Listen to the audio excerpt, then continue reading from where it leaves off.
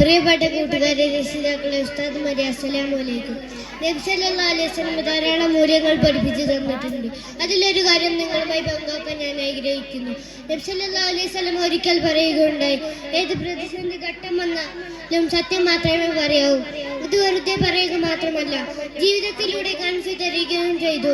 അതുകൊണ്ട് തന്നെയാണ് നബി സല്ലല്ലാഹു അലൈഹി വസല്ലമയുടെ ശത്രുക്കൾ പോലും നബിയെ അമീൻ എന്ന് വിശേഷിപ്പിച്ചത്. ഒരിക്കൽ ഒരു അറാബി നബിയോട് പറഞ്ഞു, നബിയെ, എനിക്ക് എല്ലാ സമയവും ഒരേ തെറ്റിൽ നിന്ന് മാറി നിൽക്കാൻ കഴിയില്ല. ഏതെങ്കിലും ഒരു തെറ്റിൽ നിന്ന് മാത്രമേ മാറി നിൽക്കാൻ കഴിയൂ. അപ്പോൾ നബി പറഞ്ഞു, നിന്റെ ജീവിതത്തിൽ ഒരിക്കലും കളവ് പറയരുത്. അപ്പോൾ അറാബി സന്തോഷിച്ചു. കളവ് പറയാതിരുന്നാൽ മാത്രം മതിയല്ലോ, ബാക്കിയെല്ലാം ചെയ്യാമല്ലോ എന്ന് കരുതി. പിറ്റേ ദിവസം അറാബി മോഷ്ടിക്കണമെന്ന ചിന്തയോടെ ഒരു വീട്ടിലേക്ക് പോകുകയായിരുന്നു. അപ്പോഴാണ് നബി സല്ലല്ലാഹു അലൈഹി വസല്ലം ഉള്ള കരാർ ഓർമ്മ വന്നത്. നബി നാളെ മോഷ്ടിച്ചോ എന്ന് ചോദിച്ചാൽ ഇല്ല എന്ന് പറയാൻ കഴിയുകയില്ലല്ലോ.